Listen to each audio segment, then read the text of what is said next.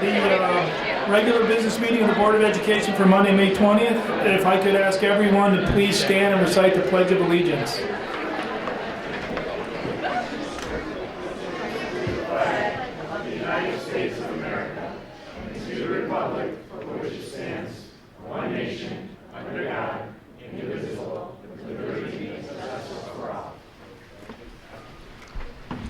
All right, welcome everybody to the most fun and interesting meeting of the year, one we all look forward to. I'm sure everybody's here for agenda item 2A, invitation for public comment.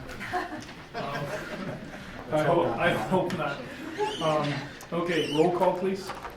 Jim Batson. Here. Don Carmichael. Here. Pat Grudy. Here. Lisa Hessel. Here. Kevin Huber. Here.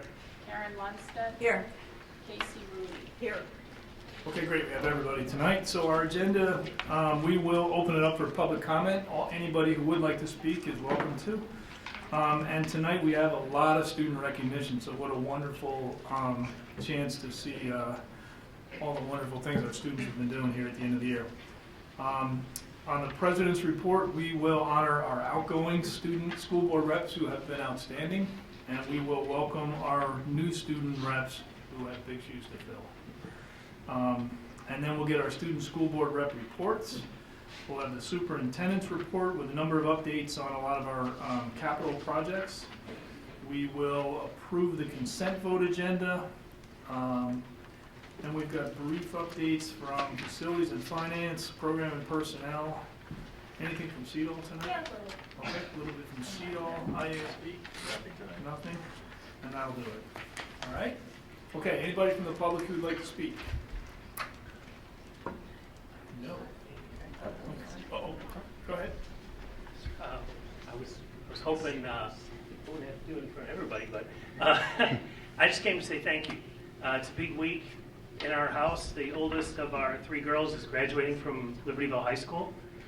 And I wanted to thank the board and all the teachers and all the staff at Libertyville High School for striking the vision that you have struck and for making this experience for our family truly an amazing experience. I was listening to somebody and they quoted Martin Luther King, and they said that he was talking about church, and he said church isn't some place you come to, it's a place you go from. And it made me think of our daughter Kathleen and Libertyville High School and how proud we are to have her go from Libertyville and be a Wildcat and on to the next adventure. So thank you.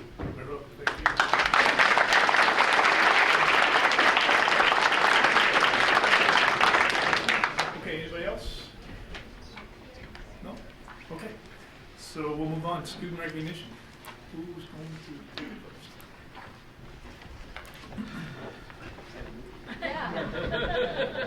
Good evening, everybody. I'm John Gilliam. I'm the principal of Vernon Hills High School.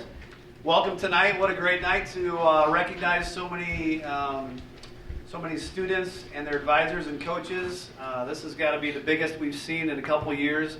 That's fantastic. So we're going to move our way through close to 10 different groups tonight. Several from Vernon Hills, several from Libertyville. We'll start tonight with the Midwest Media Educators Association. They have a yearly competition. In effect, their state championships, and Vernon Hills High School was fortunate enough to place a team in first place. So I'm going to have Bo Warnbold come up and talk a little bit about that and bring his kids up.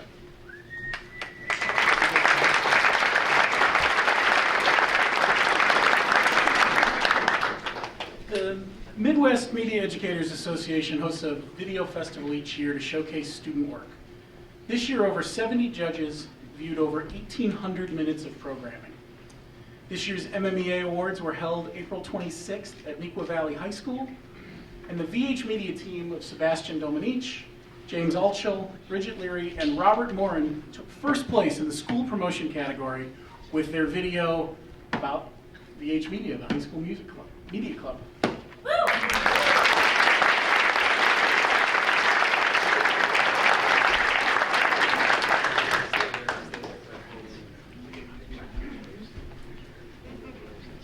Bo, where can we see this video? It is currently on the VH Media Club's YouTube page.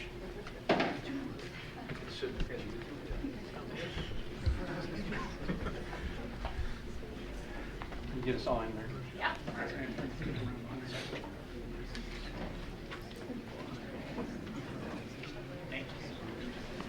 Okay, we're good. Great job.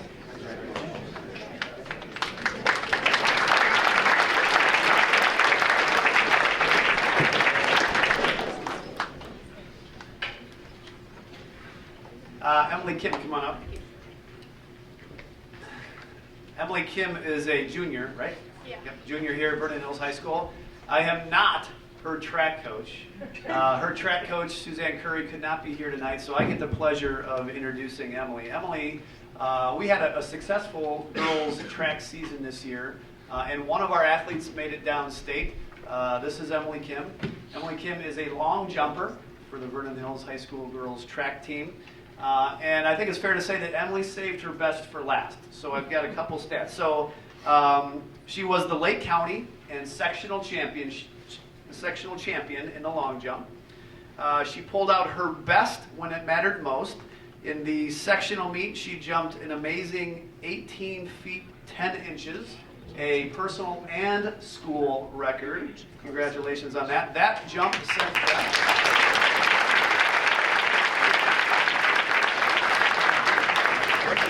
18 feet is probably what, from here to that black line or so? So she's going to practice, she's going to do that for us. That jump got her downstate, and two-day event. She jumped consistently in the 18-foot range to qualify for day two.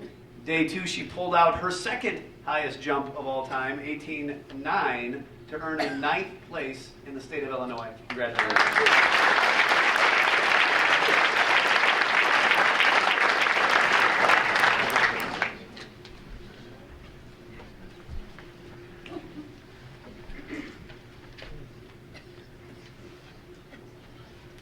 Take your time, we're not in any hurry. Great. Good job. You're at FBLA.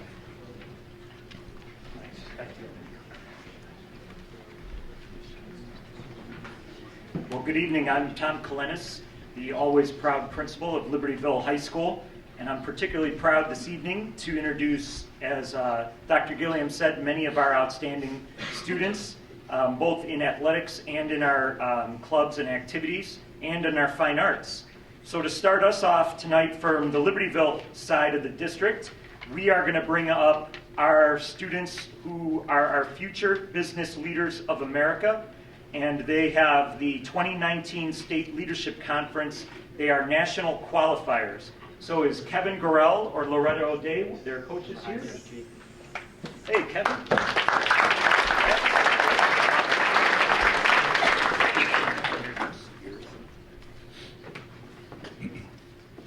So these three students, Sunetra Cannon, Conrad Stefanski, and Sophie Wetlaufer, took first place in the state of Illinois in business plan, and we will be competing in San Antonio, Texas, along with a number of VH students at the end of June, beginning of July. So, Sophie, Conrad.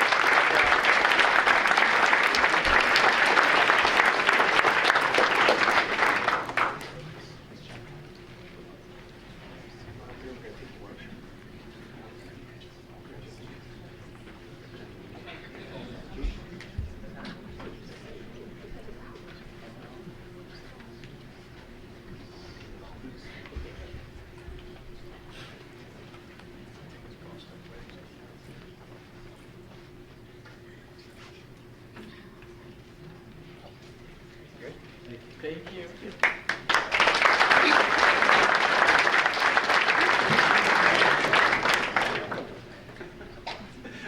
We got so many people, we can't even keep it straight. All right, we're going to bring up our Vernon Hills FBLA. Tony Isabelli and Lynn Benson here as activity sponsors and coaches. Come on up and let's hear about your kids.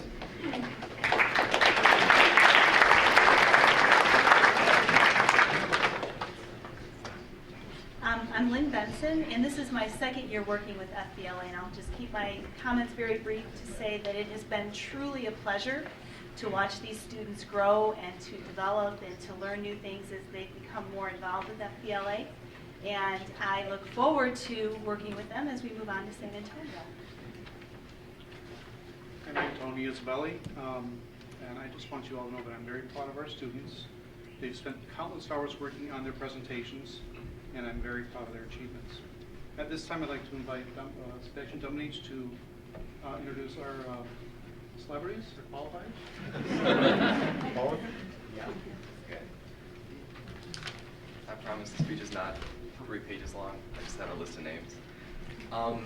Good evening, Board of Education and D128 School Administration. I'm Sebastian Dominic, and as the FBLA Executive President, I'm extremely proud to present our FBLA National Qualifiers. However, I truly can't continue until we first recognize those who have helped us, students, gain these opportunities. A big thank you to our wonderful and very talented advisors. Many thanks to Mr. Zabelli, who spent much of his time coaching and advising students on their individual and group events. And many thanks to Mrs. Benson, and Mrs. Beagle for not only helping us to prepare for our events, but also for the numerous hours they put in behind the scenes, arranging schedules, meetings, flights, hotels, and so much more. I would also like to thank Dr. Gilliam for supporting the club and allowing it to become such a significant part of the school. Finally, I would like to thank the Student Executive Board, Rachel, Chris, Rohit, Tanya, Madeline, Sujay, Thomas, Sarah, and Eric. These people have done the most amazing job working alongside the advisors and being the face of our organization for the VHHS student body. FBLA is one of the biggest organizations in Vernon Hills High School. This year, FBLA has over 120 members. Out of those members, approximately 75 made it to the state competition in Springfield, Illinois, and out of those 75, 35 placed for nationals, which will be taking place in San Antonio, Texas in later June. With that said, I would like to now present our FBLA National Qualifiers. I believe all our stuff is back there. Okay. Rachel, this is Rachel, our Vice President. So if you are here, just come up here and you can, yeah, you hear your name, just come up here. Anirudh Adiraj? Sorry, I'm so sorry.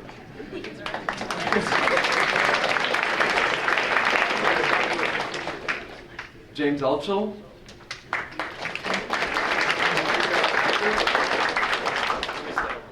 Jashika Asher. Tanya Bagardi.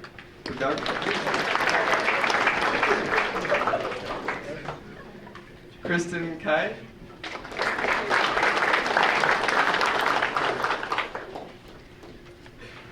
Isabel Chin. Rohit. Yeah.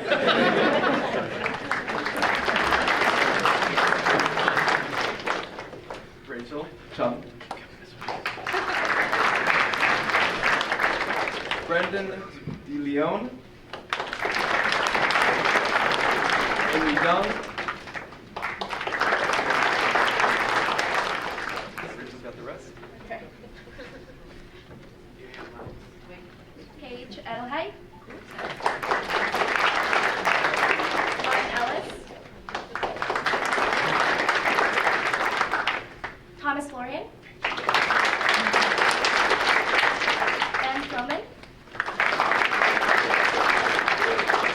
Benjamin Gorchenko. Rahul Gupta. Tyler Kading. Abby Kemp. Julia Lee. David Leschner. Hannah Liu. Srikar Manikonda. Aditi Ram. Sadie Sheridan. Veera Singh. Eric Song.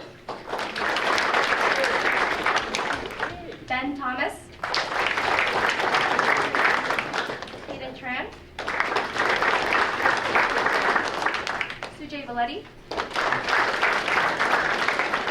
Arshia Wagella, Sarah Weisblatt, Madeline Woodrow, Daniel Zwang. That's it.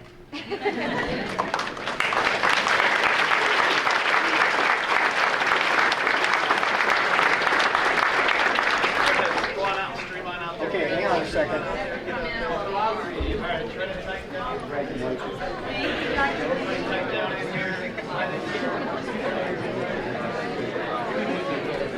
right, Haley, can you get like What's that? It's the wrong way.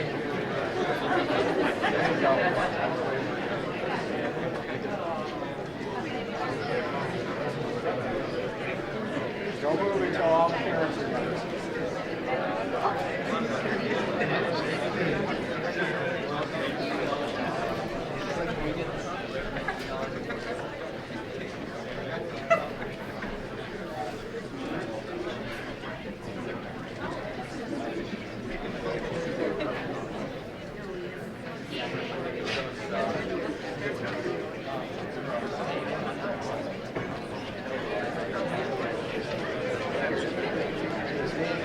Got a couple more.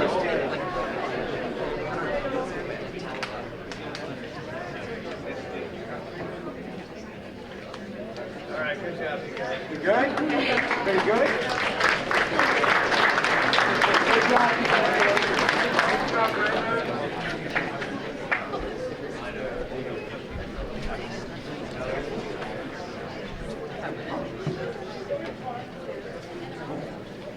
All right, Vernon Hills is going to continue with another academic competitive club. Our WISE team, or Worldwide Youth in Science and Engineering, competed at its state level tournament this year, and for many years was a regular here. And it's good to have them back. Coaches Josh Ravenscraft, Sarah Staub, to talk about their third place finish.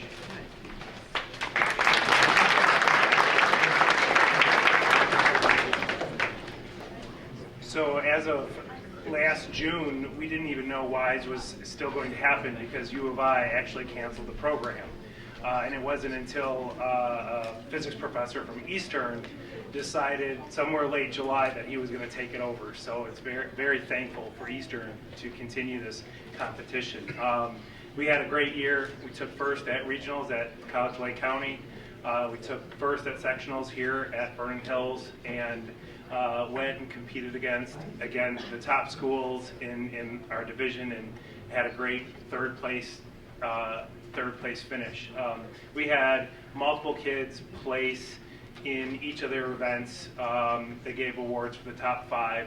We did individually medal in each one of those events for our students. So it was quite an accomplishment for all of them. So without further ado, I will read the names of our team. Artem Arzumanov.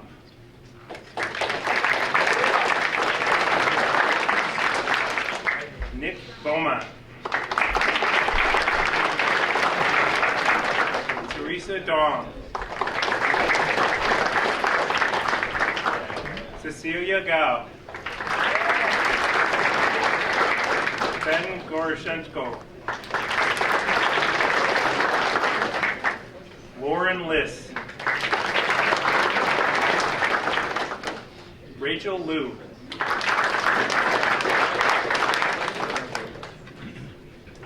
Alexa Pomerantz. Itamar Shiprin. Ria Subramanian. Tyler Tran.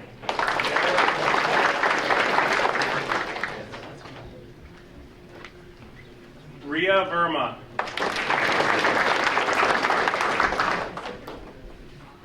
Jeffrey Zhang. Alice Zhang. All right, good. Get a picture up here, shorter up front.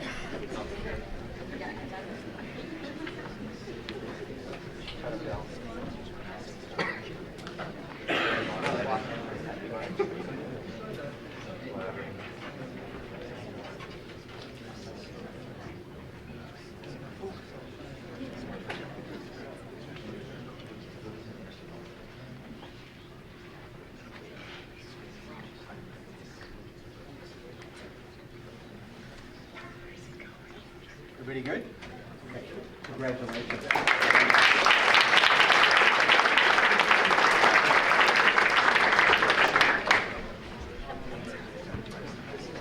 All right, I get to jump back for Libertyville, and whenever I'm here on this night, I always tell the kids, I like to quote Ron Burgundy from the movie Anchorman, because he introduces himself and he says, "I'm kind of a big deal." And I always feel when I'm here in District 128 and we're doing all of this great stuff, it's like, we're kind of a big deal. Like, there's a lot of great stuff happening. So we're going to keep it rolling with the LHS music through our Fine Arts Department. We have 2 awards for our Fine Arts Department, both of them really big deals. So we'll start with our Music Theater Award, 2019 Illinois High School Music Theater Award. We did the fall production. Our fall musical was Pippin, and our cast of Pippin, a brand new award, they won Best Ensemble in the state. So here to introduce them and to talk about that show, I believe Christopher Thomas, Aaron Brown, and Dr. Jeff Brown.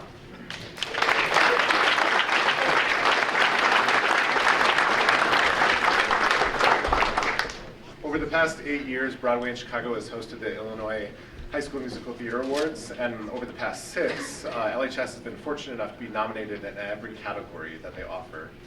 This year they created 2 new categories, including Best Choreography, which we were nominated for with our wonderful Mrs. Brown, and Aaron Brown choreographed this Bob Fosse choreography, and our students executed it marvelously.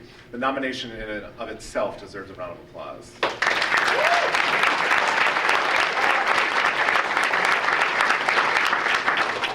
And so when I talk to the students about being nominated and what an honor that is, I say if we don't get nominated or if we don't win, then truly we know that what we're doing is good and worthwhile for us and for our community. But at the same time, when somebody else comes in and then gives us an award for it, it's kind of nice to have somebody else say, yeah, we see that too. And that's definitely what it was that evening in Chicago when we won Best Ensemble. It was a brand new award this year, so we're the first recipients of it in Illinois. And we're excited to introduce these students that over the course of the musical learned magic. A magician came in, worked with them, learned magic, not only their choreography and their typical staging and acting and their singing, but then also they learned aerial artistry as well and performed on aerial silks, and then just to raise the stakes of what they would do in a typical performance, which is what made this one so magical. So here's our list of students that are part of our ensemble, including Pavan Acharya,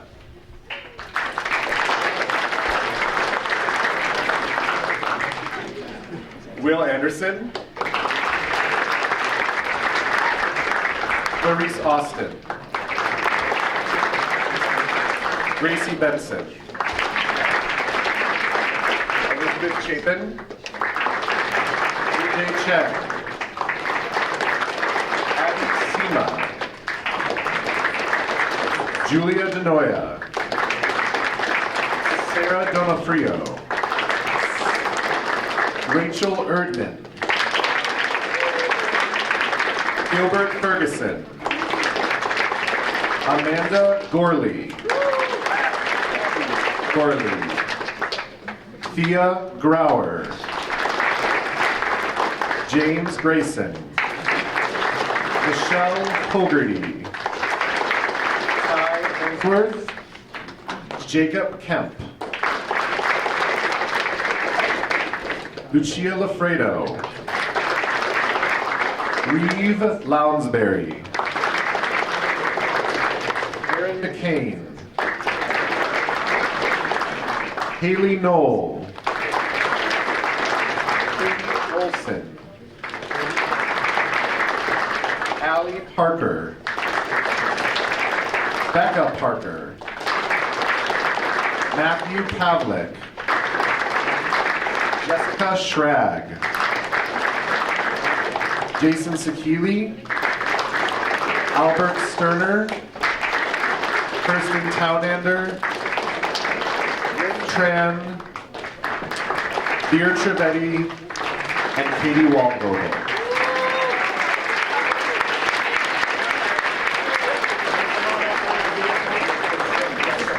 Swing around this way. You guys can. Get on the other side of the podium.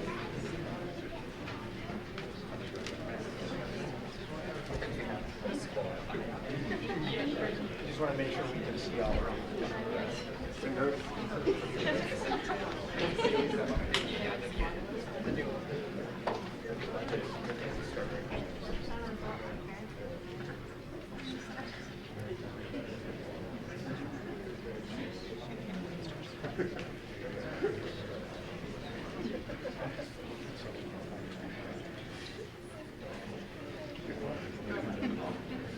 All right.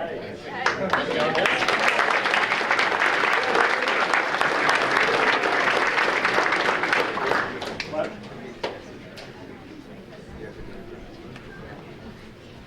Next one is okay. Can I? All right. All right, we're going to keep it going with fine arts at Libertyville.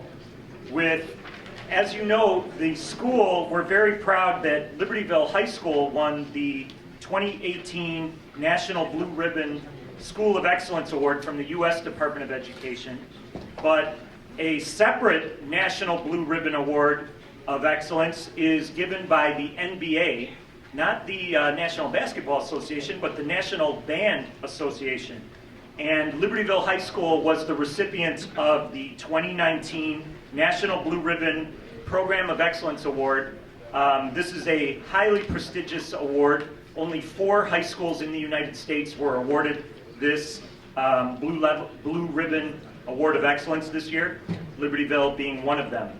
So to talk about that and to recognize some of our students who are involved in our band programs who have earned individual recognition, I have the amazing Adam Gore and Matt Carnstead, I believe, are here. Come on.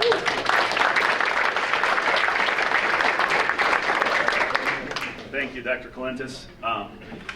Yeah, the National Band Association Blue Ribbon Award is a very prestigious award. I'm very proud of this particular recognition for our school because it's not just about a small group of individuals, but it's about our entire program. The recognition, the application encompassed the last 4 years worth of programmatic activities, concert bands, athletic bands, jazz bands, students that continue in music, and so forth. We have 197 students in our program. I'm not going to read their names right now, but we have our band board here to accept the honor on their behalf, although really,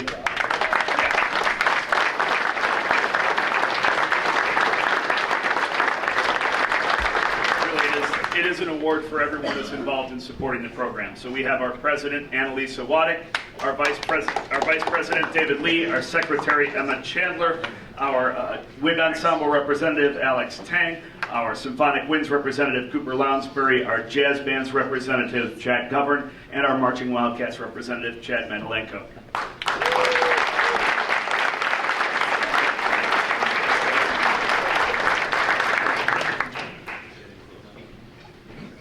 Slide this way.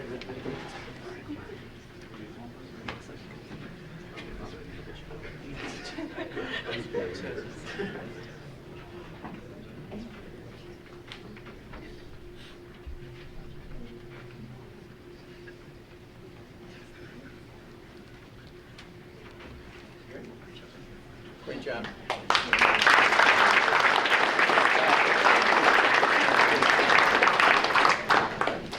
All right, now we move from the language of the arts and music to the language of mathematics. And this was a rock'em sock'em battle between Vernon Hills High School and Libertyville High School. And we're proud of both of our teams, but at the Illinois math team competition this year, Libertyville High School took 3rd place. And so, unfortunately, their coach was not able to attend this evening. So I'm going to bring up our math team and recognize them for their tremendous accomplishments. And was a great District 128 battle. I'll let Vernon Hills maybe talk about how close the final score was. I think we maybe forgot to carry a 1, and that was the difference in the final score. So, but it was a great battle, and we're proud of both teams. So let's bring up Daniel Chamoun.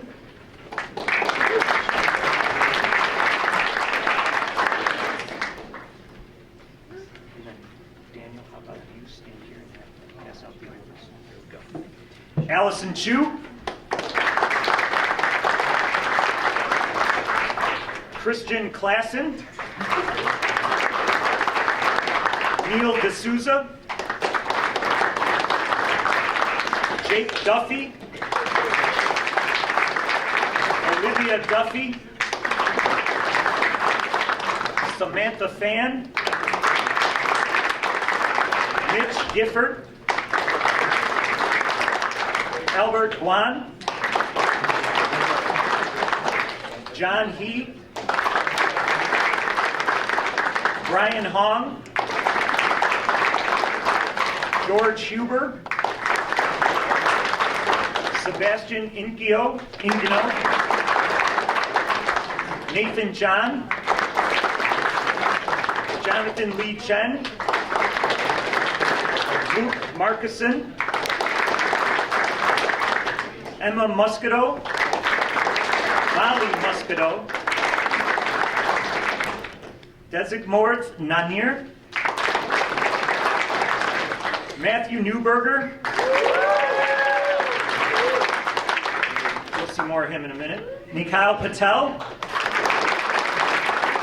Tavis Sharma, Ian Smith, Charles Stanky, Jack Starvarkos, Dylan Trott, Liam Tucker, Richard Chow, and Marilyn Yu.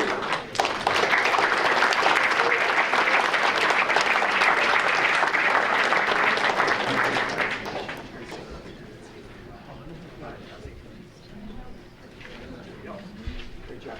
Let's scoot down just a little bit more so we can get on this side of the podium. Make sure we get you all. This is my first time. Get everybody? Okay, squeeze together just a little bit.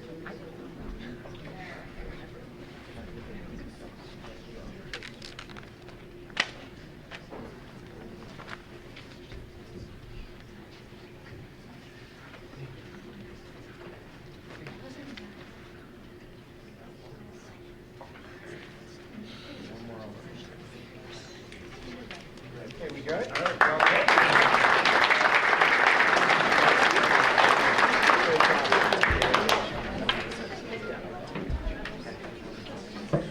All right, it's my privilege to do something similar with our math team. Steve Corney started coming up.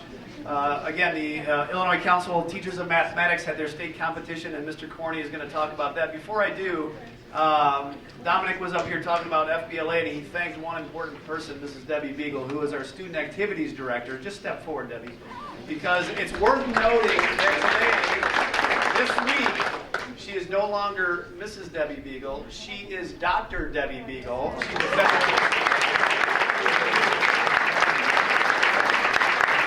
couldn't pass up the opportunity to recognize Mrs. Dr. Beagle. Well done. All right, Steve Corney, the math team, did a nice job. Talk about it. All right, thanks, Dr. G. My name is Steve Corney. I've been a part of the Vernon Hills Math Department for 15 years.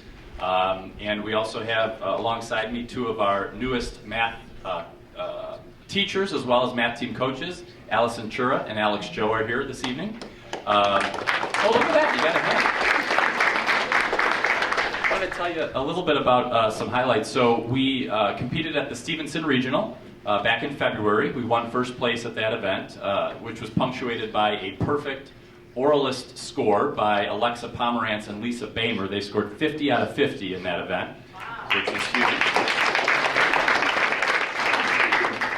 And that's what vaulted us into a position to compete at the state event the first weekend of May.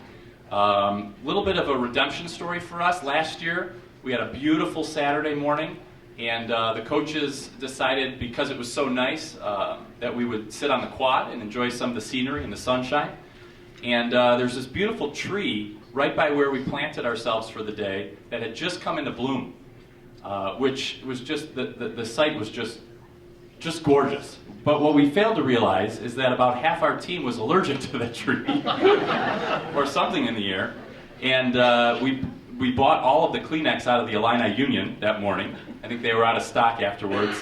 And our kids were struggling at times just to breathe and stay focused and everything last year. So we ended up coming home with a 5th place finish last year. I think our students were a little disappointed by that, thought we probably could have done better. And so this year we decided to relocate back to the basement of the Illini Union, where there are no trees in bloom. That proved to be the winning formula, I suppose, as we were able to bring home 2nd place. As Dr. Colentis mentioned earlier, the narrowest possible margin of victory between Libertyville and Vernon Hills, so we certainly want to congratulate our friends over at Libertyville. 780 points they earned in the state competition, and Vernon Hills earned 781. So just to give you an idea of how close it was.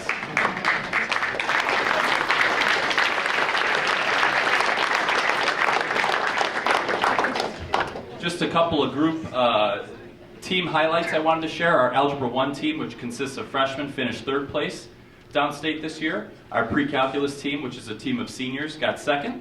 And our calculator team was the 1st place team in the state of Illinois this year. So put all that together and it ended up in a 2nd place finish. We couldn't be more proud of these kids. It's a great group of kids. Many of them came out tonight, and I'd like to introduce you to them right now. So please come forward when you hear your name. Anirudh Adiraju.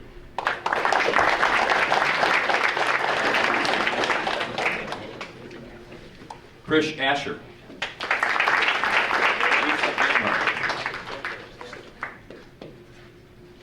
Sorry, I don't know if you heard that. Lisa Bamer. Kristen Kai. Esther Cha. Hannah Chen.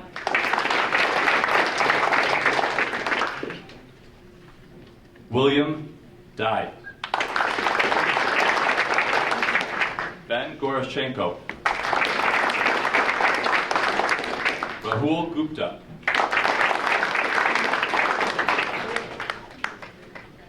Elijah Huang. Jackie Liu.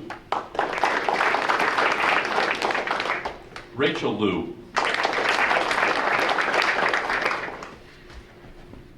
Brandon Newman.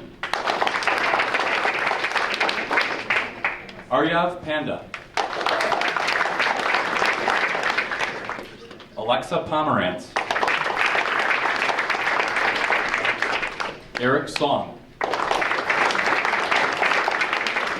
Andrew Tikhonov. Tyler Tran.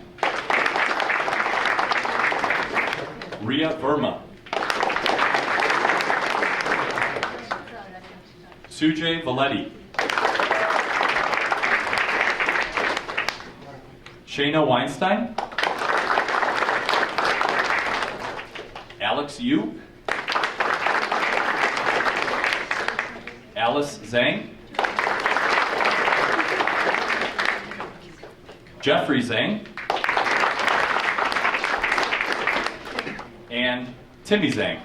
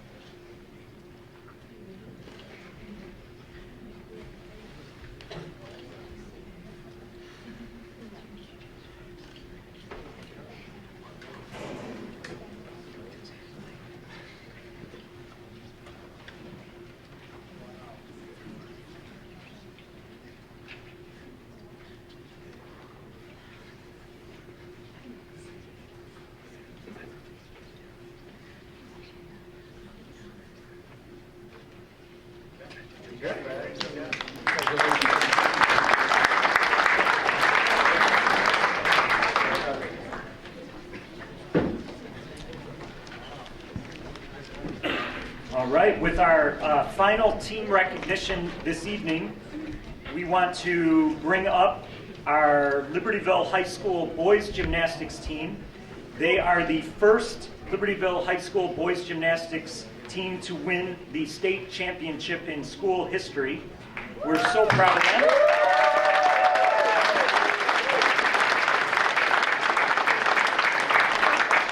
To talk about these fantastic athletes is their coach, Josh Simo.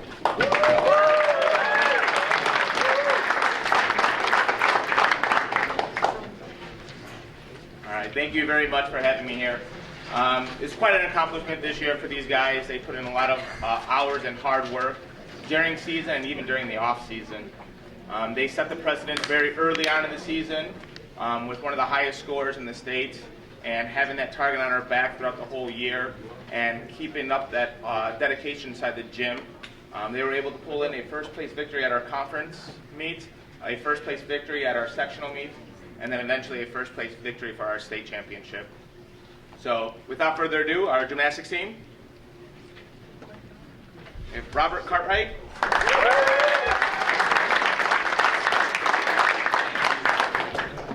Max Faber.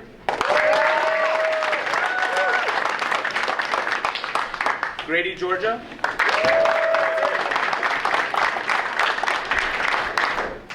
Tyler Kukla. Matt Newberger. Matthew Richardson. And Andrew Richardson.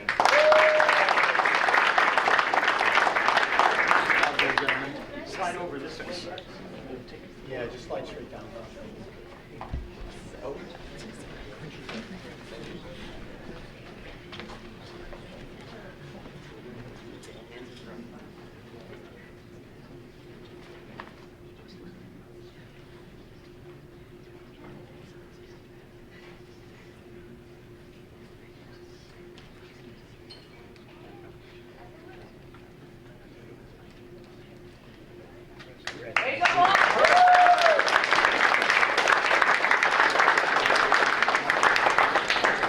Okay, before you, the rest of you leave, we just want to tell you, and should have remembered that to do this at the beginning when we're still here, but these nights are our favorite nights. We have the opportunity to recognize all the great work that our students do in co- and extracurricular activities, academics, athletics, and fine arts. And we are so proud of all of our kids across all of those activities. Just amazing, as you can see tonight. But we know that the young people that we saw tonight did not get there by themselves. So the old adage that it takes a whole village to raise a child is very true. And so what we'd like to do now is have all the parents and friends of the students stand up for a minute and let us give you a round of applause for the support and work that you've done with your young people. Come on, stand up. Stand up.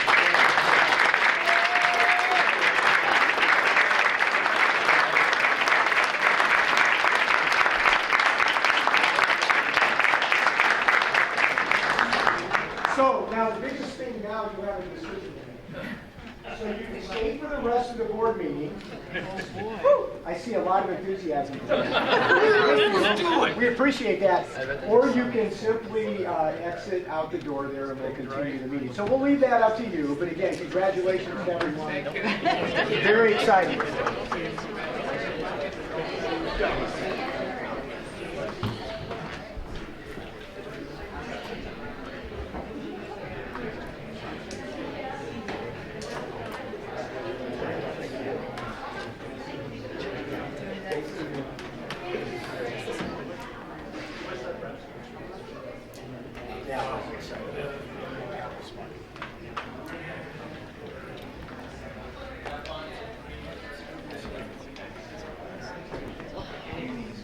Okay.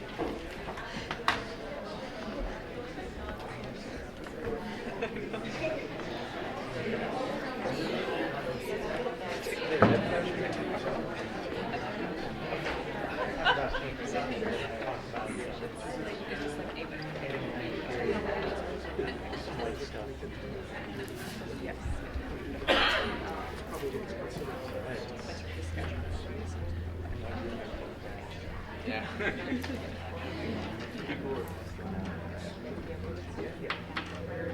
Okay,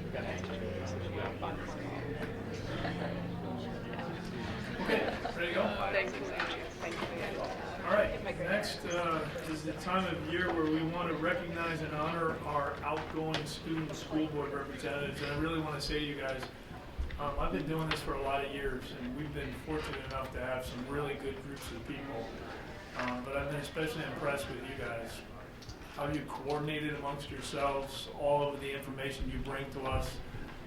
It just really adds just a tremendous perspective to everything that we do. So with everything else you got going, I really appreciate your extra time and effort to come here once a month on Monday nights.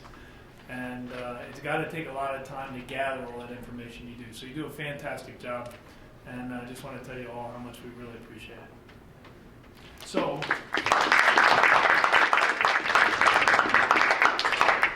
you might imagine we're going to take another picture. Three. I'm going to do my best to get everybody's name right, but let's call up from LHS, Catherine Corliss.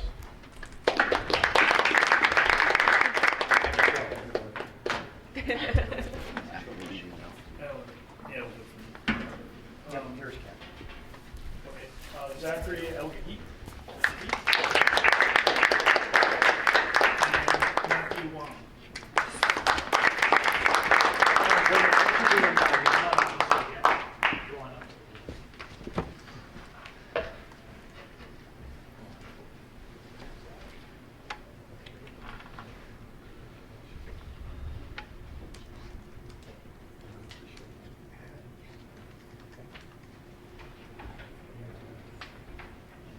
We'll do one in each school and then we'll do one together. Okay, everybody together. All right, big smiles.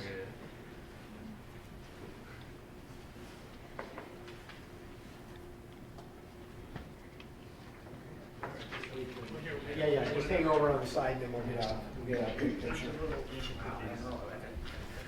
All right. And now from VHHS, Caitlin Doler. Brandon Kin.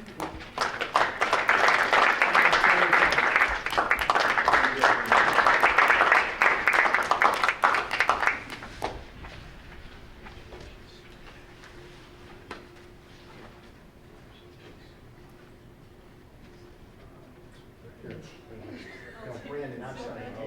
We'll take the big group. Let's take the big groups, and then you guys just sit here. We'll take the small group. Oh, it's very good. So what are we gonna do?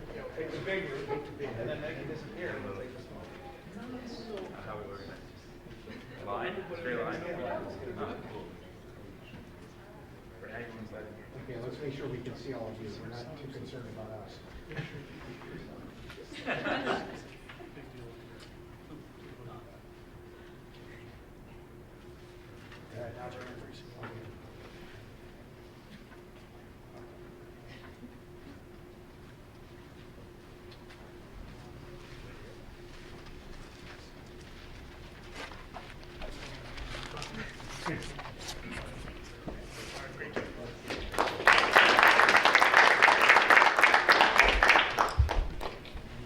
Okay, who is doing the reports tonight? You guys or you guys?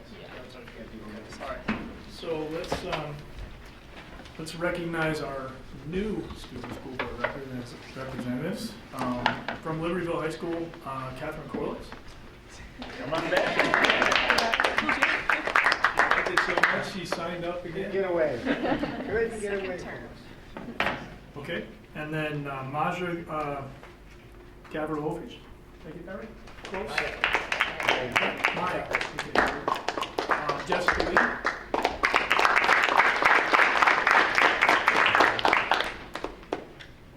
So, Kat, you're not coming off.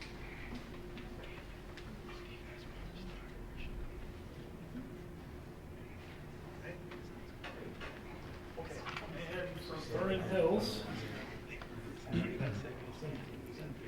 Let's see, we got Hala Abdulrazik. Hala Blaker.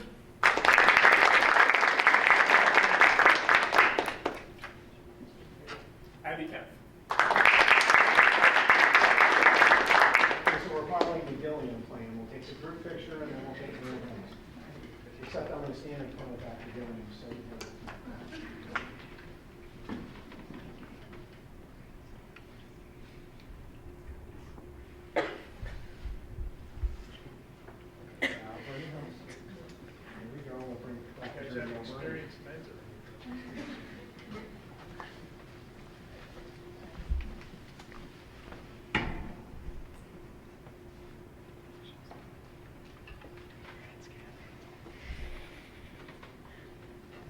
right, welcome aboard.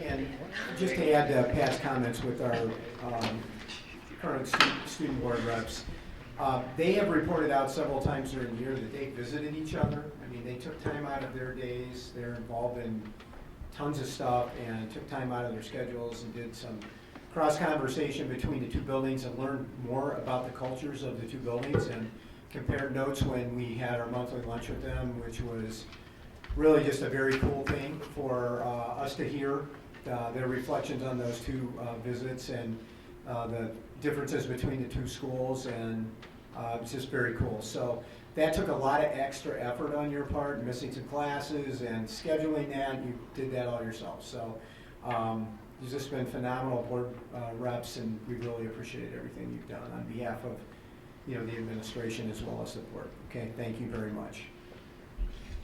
Okay, so next we want to get your final reports from each of the two high schools. We're going to put a slightly different spin on this when you're finished, especially if you're graduating. So if you're graduating, share with us what your plans are for next year, where you're going, what you're studying, and what you hope to do. If you're staying with us, let us know what your plans are for the summer.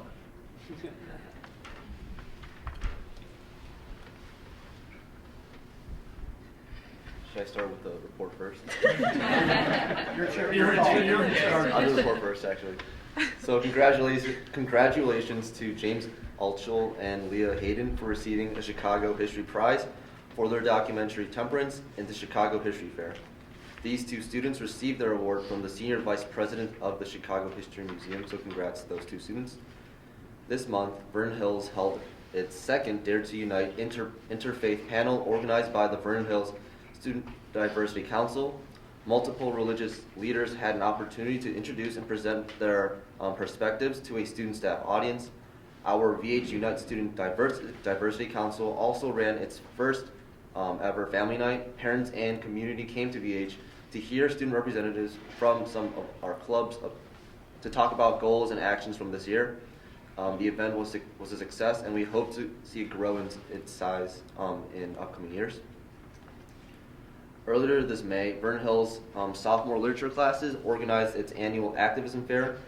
This year's winner included the following: Lisa Bamer, Sanjay Shrestha, Jack McDonald, and Aditi Ram with Mining in Africa, Paige Idelheit, Sammy Reinstein, Kelly Fagel, and Tiana Arbutina with Women's Rights, and Sadie Sheridan, Anjali Parande, Kristen Kai, and Nicole Tartakovsky with the Yemen refugee crisis.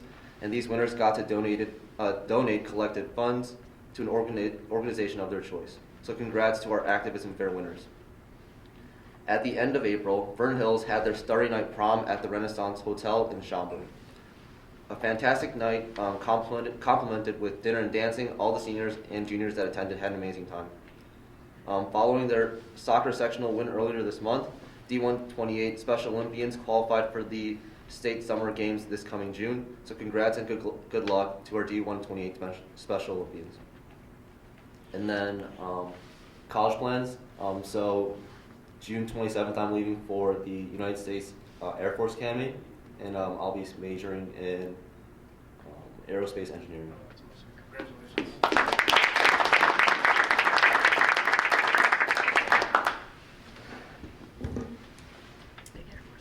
Congrats to the math team who recently finished second in state, as we heard earlier. It's an amazing accomplishment for the team. Speaking to senior Mac Zhu, he says the team's hard work at practices and competitions was critical to their success, and he says he really got to know his team members and coaches well during that time. He's especially thankful to the coaches and president for being so passionate about the club, and he's proud of the seniors on the team for stepping up in leadership roles this past season. He also mentioned that the math team is so different from the possibly boring or monotonous stuff seen in math class that he's really overall enjoyed his experience and is grateful for the district's continued support of the team. Congratulations also to Caitlin Brennan, who has received a Coca-Cola Scholars Foundation scholarship. The award commends students who are committed to leadership, action, and service, all of which Katie has shown extreme dedication towards. She's put in so much hard work over the past few years and has taken her experiences and put them to use. Her writing and activism is incredible, and with her commendable character and work ethic, she's clearly well deserving of the scholarship. So congrats to Katie and best of luck to her in her future. Recently, VHHS put on its Student Art Show of 2019. It was an amazing experience, and students loved getting to see the incredible artwork as they passed through the foyer during the school day too. Speaking to senior Sneha Akarati, who also helped paint a few murals for VHHS last summer, she says this year was definitely the strongest art show from her 4 years here. She praised the presentation of the AP boards for demonstrating the strengths and unique qualities of each student in their personal styles, and she commends the studio classes for producing such strong and unique pieces. She suggests that it would be amazing to have more performances like those done for Arts in Action last year because she believes it invites different types of arts and attracts a wider audience, but overall the show is a fantastic success. In sports news, congrats to Hunter Matuch and Tyler Gonzalez, who qualified for the IHSA state competition for boys track and field. Hunter qualified in the discus throw and Tyler qualified in the 400-meter dash. This only adds to the list of accomplishments for these two athletes, and we wish them the best of luck as they compete in the state meet this weekend. Also, congrats to the rest of the boys team on a great season. Regarding girls track and field, as we heard earlier, Emily Kim recently competed in the IHSA girls track and field state meet this past weekend. Again, she finished 9th in the state in long jump, which earns her all-state honors, which is an incredible accomplishment for her. Congrats to the team overall, who were CSL champs, and after a great season are looking forward to next year as well. Finally, congrats to our girls soccer team, who has recently earned the title of regional champs. It is an amazing accomplishment for the team, who has officially won regionals for the past 3 consecutive years. Senior Ryan Schofield says it was really special for the team, who had been having some problems scoring and didn't go in with the greatest record, to be able to bounce back and get back on track moving into the postseason. She says being underdogs, it was a really cool feeling to win, so congrats and best of luck in the rest of the postseason. And then for college, I'll be attending Vanderbilt University in Nashville, majoring in medicine, health, and society. It's all one major, and then minoring in Spanish and psychology.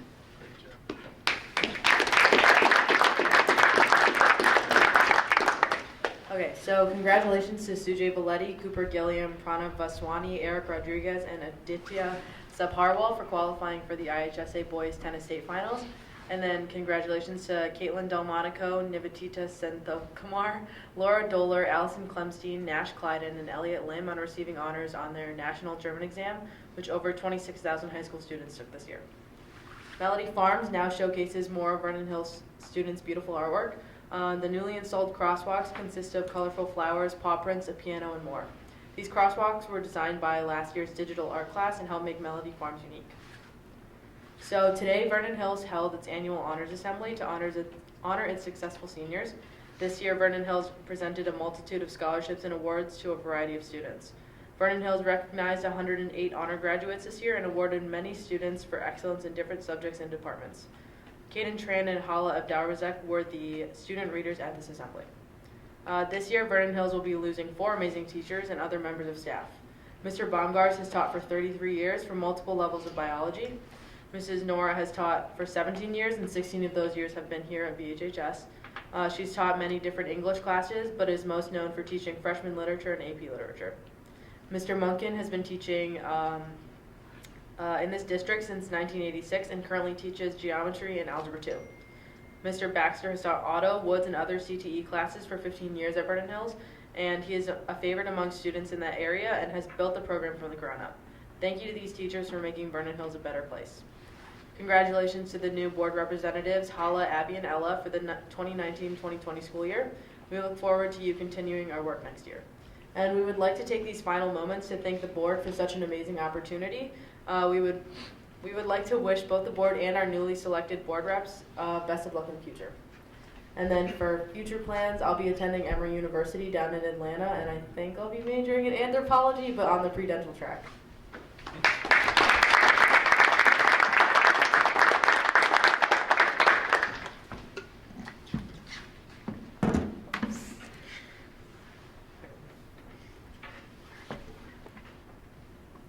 Alright, so for the Breville for academics, so students officially completed their last AP tests after 2 weeks of testing. While testing may not be our favorite thing to do, we are thankful for the opportunity to take them, as they can provide valuable college credit. Many students now have the opportunity to exempt out of finals as a result of taking these tests, which will prove to be a welcome break in the upcoming week. Seniors, on the other hand, do not have to take any finals, provided that they have an A in the class. Everyone is looking forward to finishing up all their tests this week, and we want to wish best of luck to everyone taking finals. In addition to AP testing, there was also the Physics Bowl. First-year AP Physics students at LHS competed in Division I and received first place in our region, 11th place in the United States, and 45th out of 553 teams worldwide. The Division I team was composed of John He, Bailey Latka, Declan Olsen, Ryan Kriegbaum, and Samantha Fan. Individually, junior John He and senior Bailey Latka received the highest and second highest individual score in our region, respectively. Second-year AP Physics students competed in Division II and also received first place in our region. Nationally, they placed 23rd and 45th and 50th out of the 430 teams worldwide. The Division II team was composed of Jake Duffy, George Hayek, Ian Smith, Bruce Center, and Teague Mitchell. And for clubs and activities, congratulations to the LHS math team for placing 3rd overall at the ICTM state competition, just a half a point shy of Vernon Hills. The tournament was held at the University of Illinois at Urbana-Champaign, and the team had a blast competing in a variety of events, exploring multiple different math topics. In the team-based events, the freshman-sophomore 8-person team won first in the state. The calculator team and algebra 2 team won second in the state, and the pre-calculus team won fourth in the state, and the relay team won fifth in the state. Individually, Nikhil Patel placed 10th in algebra 1, John He placed 4th in algebra 2, Charlie Stanky placed 9th in pre-calculus, and Jake Duffy placed 8th in pre-calculus. And also, LHS students visited Highland Middle School to speak with 8th grade health classes about living healthier and happier lifestyles. Their presentations touched on drug and alcohol prevention, healthy eating choices, and relieving stress. They also fielded questions from 8th graders about what high school is like in preparation for next year. The high school students were part of Life of a Wildcat, and this was the last stop in a series of trips this past year. Finally, many members of the junior class were inducted into the National Honor Society. The Executive Council of this year's NHS addressed the incoming members with brief speeches on the pillars of NHS. The 2019 to 2020 academic year Executive Council has officially been elected, and everyone is excited for the upcoming year. And for college, I'll be attending Duke University, where I'll either study biology or computer science.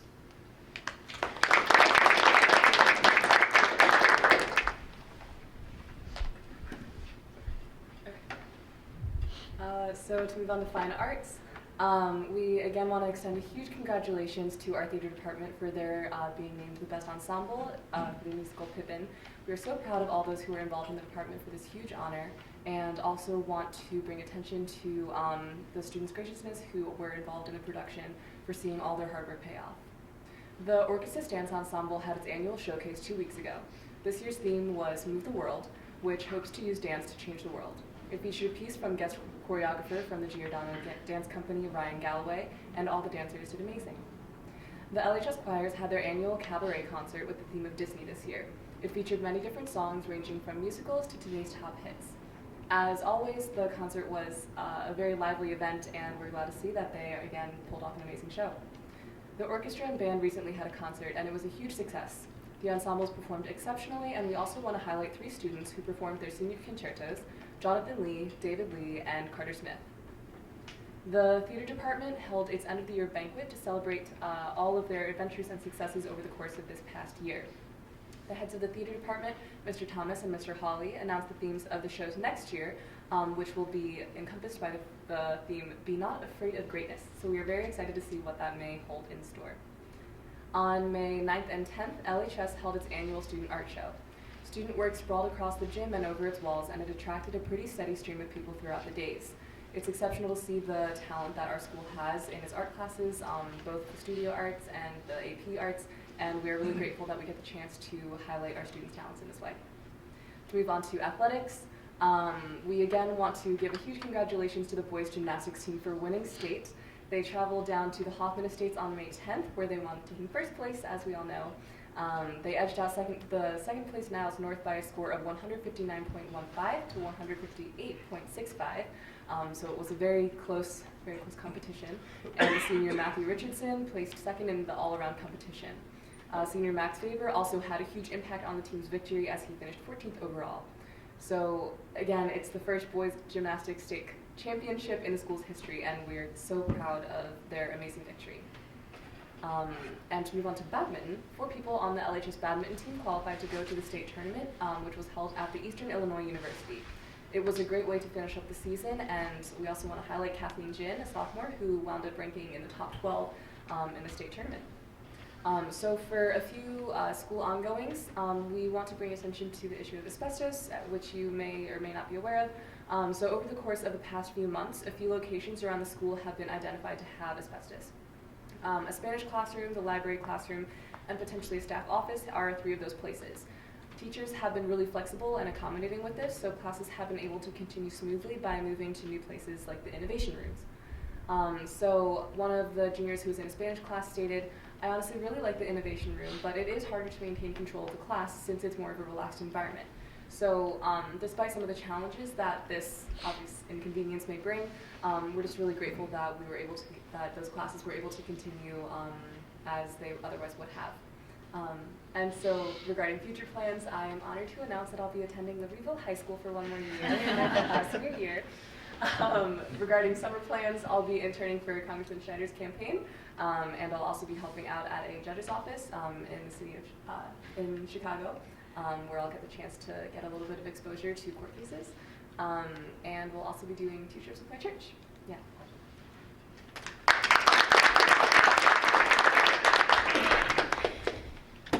Just so to continue the school ongoings. So LHS took part in Healthy Relationships Week from April 22nd to April 26th. The week consisted of activities designed to bring awareness to the relationships one has with oneself, friends, significant others, family, and community.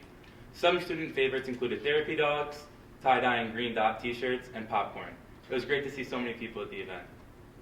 So today, Student Council put together a fun day for all students today to celebrate the end of the year and to help students de-stress before finals. So during lunch periods, we had food trucks from downtown Libertyville lined up to serve delicious food to all of our students. Some of the vendors included Burnsies, Oscar Lee's, Milwaukee Taco, Pizzeria DeVille, and Cheesy's. There were also Frisbees, music, therapy dogs, and bouncy houses. All proceeds would go to NAMI, an organization that raises awareness for mental health and anxiety. So last Wednesday, a large group of LHS students went to the Allstate Arena to celebrate a year of service in clubs at school like Caring for Cambodia, Interact, and a few other service projects. This past Friday, the group Canine Reading Buddies was here today with their lovely therapy dogs to help students de-stress on the last day going into the weekend of finals. As always, there was a huge crowd of people that came in, so the event was a huge success. Last Tuesday, the high school hosted its annual Seniors Honors Night. At the event, students were recognized for their work and time in high school with scholarships and awards. Juniors Kelsey Collins and Jason Sakili were the hosts for the events, as they individually recognized each student who received an award. It was an excellent event, and we want to thank everyone involved for putting it on. Matt and I would also like to send a thank you for Dr. K for our awards. So graduation is coming up this Thursday, and seniors are excited and sad to see their high school careers come to a close. There was a practice this morning for all seniors to make sure the big night runs smoothly. We are thankful to have the opportunity to graduate from such an extraordinary school, and we want to thank the staff at the school for all the hard work they do every single day to put the students in a position to succeed. And as one final note, we want to extend a huge thank you to the board for allowing us to have such a great experience as student representatives this year. We've loved getting to know more about the board, and we're truly grateful for the experience. And for next year, I'll be attending Northwestern University and studying economics and political science.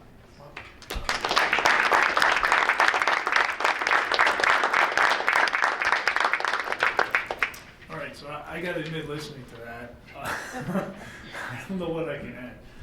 You guys have just been unbelievable, and I wish you the very, very best.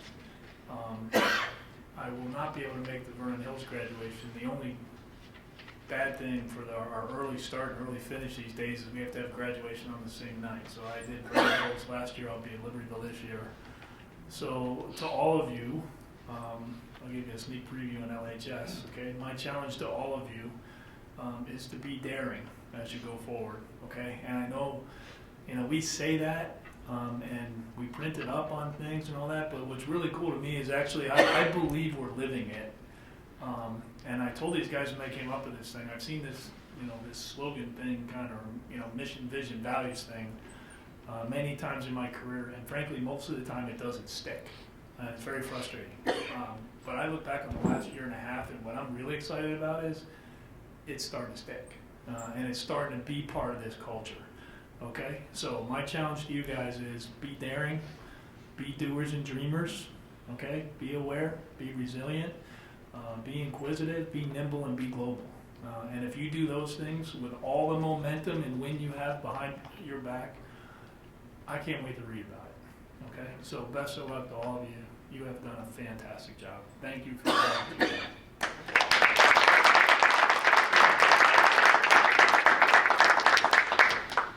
I'd like to say make us proud, but you already have. Okay, so. Okay. Good luck with topping that, by the way. I'm done. I'm done. Hey, actually, there are a few more things, believe it or not. All right, so superintendent's report. All right, we've hit the great majority of good news between the earlier presentation and the students.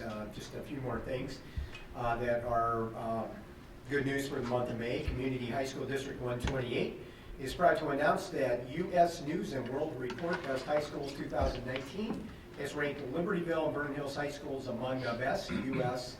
and Illinois high schools. The U.S. News Best High School rankings include data on more than 23,000 public high schools in 50 states and the District of Columbia. Of those schools, 17,245 are ranked based on 6 factors on their performance on state assessments and how well they prepare students for college. In addition to being named in the top 25 schools in Illinois, LHS and VHHS were also ranked among the nation's top 450 high schools. Again, that's out of 23,000 high schools in the United States. They were also named among the nation's top 250 STEM schools, which were selected from the nation's top 500 high schools. So that's really great news, and the entire 128 community should celebrate that continued success. The following VHHS students were named May Cougar Class Act Award recipients: Alexa Pomerantz, Lydia Candocia, Natalie Palafox, Donnelly Black, Shay Neary, Jacob Gervis, Parker Engelmere, Evan Zuro, Aiden O'Flaherty, Carlos Aguilar, Alexander Niemes, and Maxwell Gordon, and Leah Pellick. So congratulations to them. The following LHS students were named May True Wildcats: Bobby Calieris, Veronica Bond, Andrew Harvey, Ella Bafico, Cameron Giles, Dragan Martinoff, Jacob Kemp, Joseph Mahler, Jack Bonamarte, Matt Harvey, Grace Bonjour, and Calista Dunworth. So congratulations to them. With hard fought wins over SRN, SLC, and Hersey High School at District 128 Storm won its May 4th sectional held at Harlem High School in Mackenzie Park. The team is now qualified for the state summer games in Bloomington, and we heard a little bit about that earlier this evening at the Special Olympics annual award ceremony downstairs. VHHS juniors James Altschul and Leah Hayden received a Chicago History Prize for their documentary film Temperance at the finalist award ceremony of the Chicago Metro History Fair. The ceremony was held April 28th at the Chicago History Museum. James and Leah are both students in Pam Dirk's AP U.S. History class. District 128 celebrated its recipients of honors at the annual Illinois chapter of the National School Public Relations Association Distinguished Service Awards Luncheon on May 10th. Those receiving honors were LHS Parent Cats President Joy Bach, Award of Excellence in the Parent category; Peggy Cope, VHHS Data Processing Specialist, Award of Merit in the Support Staff category; and the D128 Transition Coordinators, Stephanie Heinrichs from LHS and Liz Wiederzak from VHHS in the Team category. The Distinguished Service Awards recognize those who make a difference in their school communities by helping to promote public education and enhance its programs and services. Nominees are evaluated on their ability to support or improve understanding and communication in the school district and foster cooperative partnerships between the school and community and strengthen the overall support for education by stakeholders. And once again, Mary has been very involved in INSTRA for a long period of time. It's very well regarded. not surprisingly by her peers, and Mary really coordinates our nomination efforts here. So congratulations to all of our stakeholders. And lastly, I think tonight, LHS art students participated in the annual NSC Art Show hosted by Zion Benton High School on April 24th. The LHS 10 Best of Show winners were Avery Vane in acrylic painting, Reed Hojek, acrylic marker drawing, Kat Corliss, acrylic palette knife painting, Mary Wetterling, mixed media paint swatch portrait, Kelly Collins, acrylic marker drawing, Anna Giardina, digital photo, Taylor Petz, 3D, ceramic teapot, Jackie Vu, Raku, ceramic vessels, Lindsay Archibald, etching with aquatent, Alexis DeLongchamp, digital photo, and Malika Lukic, artist choice, jewelry metalsmithing.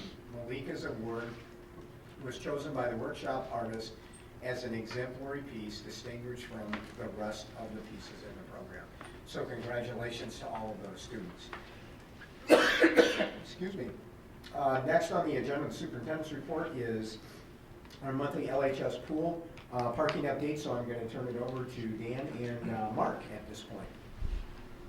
Is anybody at finals? Oh yeah, you guys, I'm sorry, you can all go. Okay. We missed our cue tonight, thank you.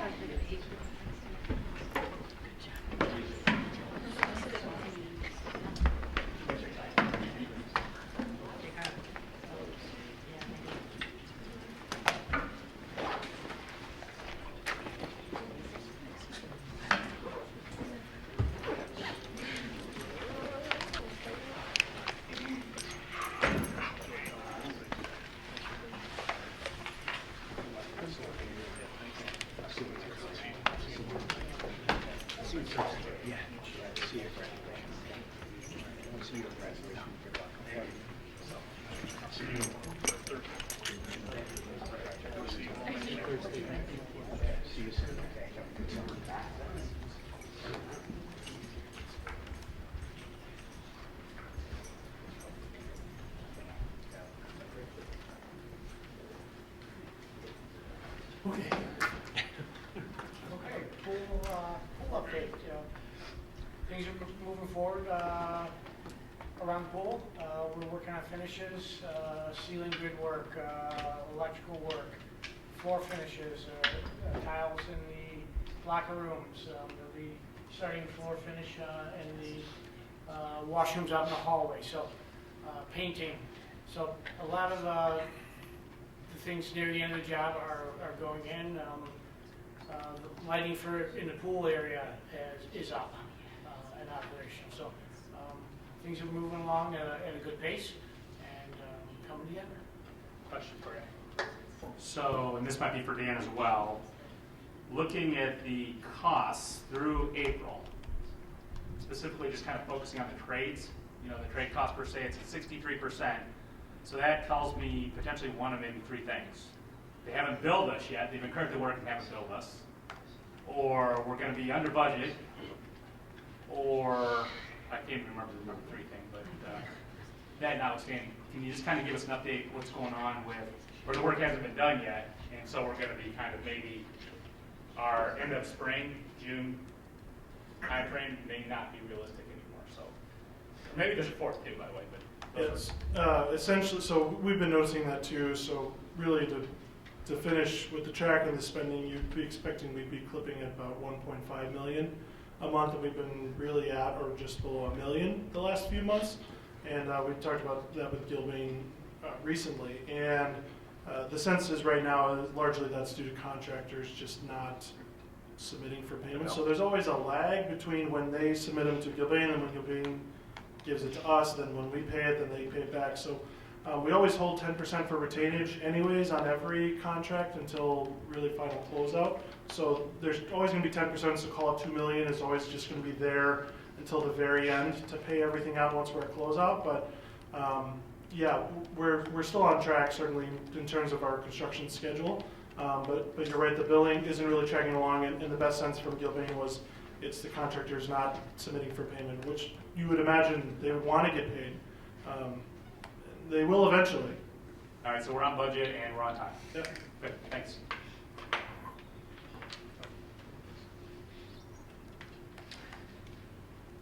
I'll give us an update then. Pool parking, with the weather, testing everything, so we've held off on the outside. Things are starting to dry up. Hopefully the rain stays away for a while. But we'll be moving forward to parking here in the next month. LHS additions and the LHS renovation project for the pool. And the VHHS additions are moving forward. Submittals are being reviewed for equipment. We are having meetings with contractors doing schedulings of the work, and so we've got some good progress going. Ready to hit the ground running on the 28th of May. And I just add, so you'll see on the site, but they're fencing out the trailers here, so they're really getting everything mobilized to go. One thing that you'll see is, at least for the pool stuff, these reports are going to start to fade as we're completing this pool, and then you'll see similar reports get generated for the Vernon Hills project. So kind of set one down and pick the next one up. Just one last update with the pool. We've been having discussions for a while about what pool dedication will look like, and so we'll continue to work on that and frame that out with Mary and get invitations out, and of course share with the board what we plan on doing. But swimsuits will be required for the opening after the Optional.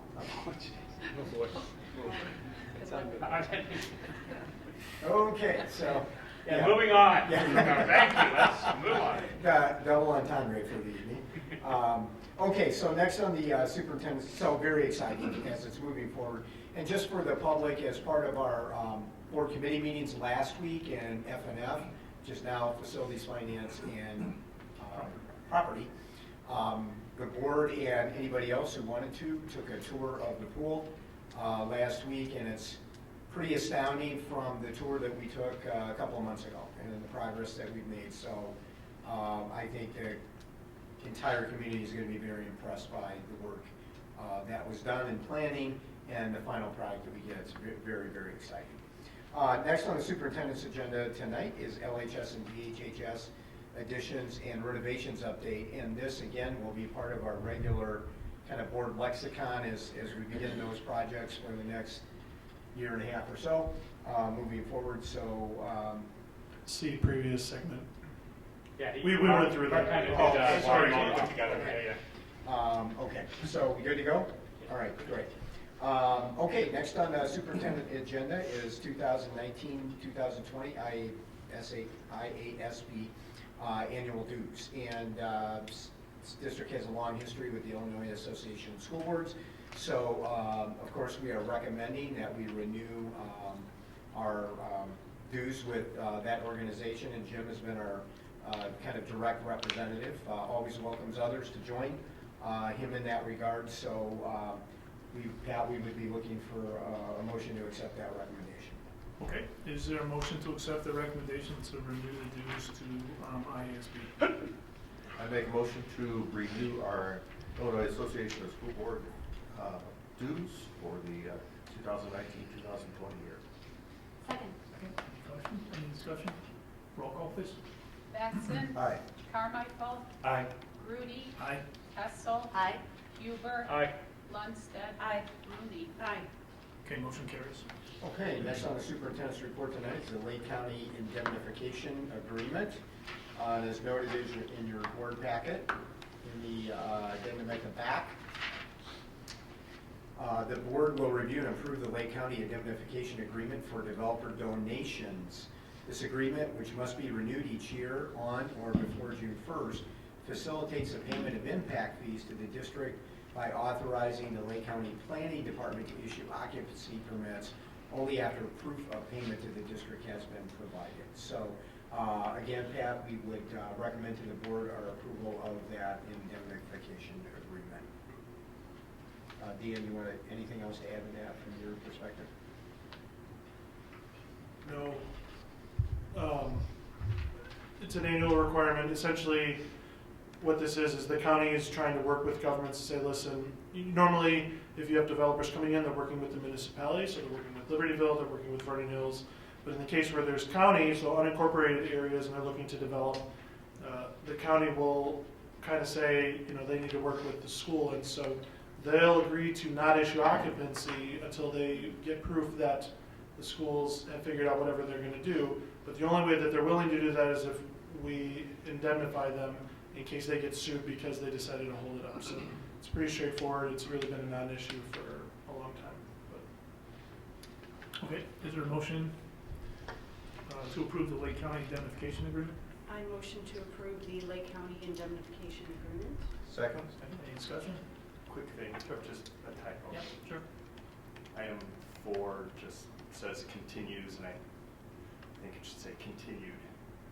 In further consideration of the continued authorization of the county enabling benefiting government to collect. So this is C4. Yeah, actually I wrestled with that for a long time. So I'm like, is that a legal thing? Is that? It's just a typo. Yeah, it's probably is a typo. So can you just correct it and just put it on the document? Or Yeah, they can do that before you sign it. Okay, all right. Well, I had it in my pocket here. It is, I think. Okay, great, good catch. What was that section again? C4. The top of the signature page. Okay, any other discussion? All right, roll call. Carmichael. Aye. Grudy. Aye. Hessel. Aye. Huber. Aye. Lundstedt. Aye. Rooney. Aye. Batson. Aye. All right, motion carries. Okay, great, thank you. The next thing on the superintendent's report is the proposed 2019-2020 committee and board meeting schedule that was included in the board's packet. So we've had a couple of chances to talk about that, made some tweaks and adjustments. And of course, remember, at any time during the year, if we have to move a meeting, we can do that. We just have to do an amended calendar if we run into a problem. So again, we would be recommending the committee and meeting schedule as proposed, Pat. Okay. Is there a motion to approve the proposed 2019-2020 committee and board meeting schedule? So moved. Second. Any discussion? Roll call. Grudy. Aye. Hessel. Aye. Huber. Aye. Lundstedt. Aye. Rooney. Aye. Batson. Aye. Carmichael. Aye. Our motion carries. Thank you. Okay, great. And the last thing on the superintendent's report tonight is our monthly FOIA report, which we are required to read into the record under state statute. So we had 2 FOIA requests this month. On 4/16/19, we received a request from Bethany Simpson from Smart Procure. Smart Procure is submitting a commercial FOIA request to Libertyville Vernon Hills Community High School District number 28 for any and all purchasing records from 1/14/2019 to current. The request is limited to readily available records without physically copying, scanning, or printing paper documents. Any editable electronic document is acceptable. The specific information requested from your record-keeping system is 1, purchase order number. If purchase orders are not used, a comparable substitute is acceptable, i.e. invoice, encumbrance, or check number. 2, purchase date. 3, line item details, detailed description of purchase. 4, line item quantity. 5, line item price. 6, vendor ID number, name, address, contact person, and their email address. Follow-up was done by Rose DeSico on Dan's team, and the response date was 5/16/19, and actually commercial request deadline was all the way out at 5/14, so we were well under the deadline. The time Rose spent on this, about 1 hour. The second request was received on 5/13/19 from Samir S., who requested Community High School District's current direct home-to-school transportation vendor contracts and special needs transportation vendor contracts with the pricing for research purposes. Follow-up was done by Dan Stanley. Response date was 5/15/19. The deadline for response was 5/20/19, and the time spent was several minutes. And again, just for the community, we try and log the time we spend on these requests. So over the, kind of the long haul, we can take a look at how much time is needed to fill these requests that might take us away from other leadership and management duties that we have in the district. Okay. So Pat, I think with that, unless there's another, that is the superintendent's report for this. Okay, great job, thank you. All right, the consent vote is listed. I'd like a motion to approve the consent vote agenda as listed. I will make one clarification that's brought to my attention. All the items on the consent vote agenda were reviewed in committee earlier this month, except for the destruction of closed session minutes. Okay, if anybody prefers, we can take that out. We can vote on that separately. If there is no objection, we'll include it in the consent vote agenda. Those closed session minutes were included in your packet for your review. Okay, any objection to leaving it? Go ahead. No, I have no objection to leaving. I just want to talk about one item on the consent agenda if possible. Sure, absolutely. So let's do the motion to approve, all right? Okay. Second it, and then we'll go to the discussion. Okay, is there a motion to approve the consent vote agenda? I move to approve the consent vote agenda. Second. Second, okay. Now, any discussion? Yeah. So, this is kind of a question maybe for Dan or Prentice, and that is, under educational tour requests, and I apologize, I'm 100% sure this is covered at the P&P. I had bow out of that one, unfortunately. Number 2, and that is the Future Business Leaders of America. We saw 20 of them here from Vernon Hills, and I think we had a few from Louisville as well, and they were so successful to go to the National Leadership Conference in San Antonio. I'm saying, I just want some clarification on when the district picks up some of the costs. I think if I looked at that line item, there was like a $20,000 cost that the district was incurring. In most cases on these trips, we see district costs at 0. So I just want to maybe clarification. That's actually a great question. And so anytime that we have competing and extracurricular activities in fine arts and athletics, then the district could cover those costs in state and national competitions that they might be involved in. That is different from Spanish club or a field trip or French club, which the students have to pick up the cost for to make that cost. So again, the distinction is that they're sanction approved groups from the school, extracurricular activities and or fine arts and or athletics that are competing at the state or national level for an expenditure like this, Kevin. And that's why some we would see at 0, and then some we would see for a large group like this who will be there for several days, a larger expense for the district. Does that help? Yeah, it does. Thank you. They're almost sort of Rita, state, clarify. regional, or sectional competitions. And Rita clarified in committee. Yeah, we did. That it was a budgeted expense. Thank you. Yeah, again, I'm sure you talked about it, and I was unfortunately gone. It's a good clarification, though. It's a good review because I'm sure parents even wonder sometimes.